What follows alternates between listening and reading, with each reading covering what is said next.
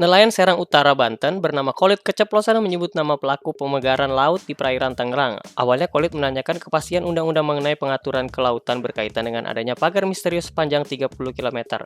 Ia menegaskan, segala hal yang berkaitan dan pemetaan ruang laut harus mengantongi izin, sekalipun pengawasan itu dilakukan oleh masyarakat setempat. Lebih lanjut, Khalid menyebut 3 nama yang diduga merupakan pelaku pemegaran laut di perairan Tangerang. 3 nama itu adalah Aguan, serta 2 sosok yang disebut Khalid sebagai anak buah Aguan, yaitu Ali Hanafiah dan Eng Chun. Sayang, pernyataan Khalid mengenai sosok tersebut lantas dipotong presenter dan dialihkan kepada staf khusus Menteri Kelautan dan Perikanan Bidang Humas Doni Ismanto. Dalam pemberitaan Tribunnews.com baru-baru ini, nama Aguan disebut terlibat dalam kasus pagar laut misterius di perairan Tangerang. Aguan adalah pendiri PT Agung Sedayu Group yang memiliki nama asli Sugianto Kusuma. PT Agung Sedayu Group sendiri merupakan pengembang dari proyek strategis nasional Pantai Indah Kapuk II. Namun, tudingan itu dibantah oleh kuasa hukum PSN PIK II Muanas Alaidit. Muanas menegaskan PSN PIK II tidak melakukan pembangunan pagar laut. Ia menyebut justru pagar laut itu dibuat secara swadaya oleh masyarakat setempat. Muanas juga memastikan pengembangan pagar laut itu tidak termasuk lokasi PSN maupun PIK II.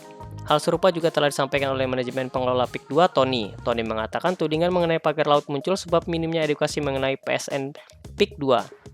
Ia menyebut ada kesalahpahaman informasi mengenai PSN PIK II di mana ujar Tony publik memahami PIK II keseluruhan yang merupakan PSN.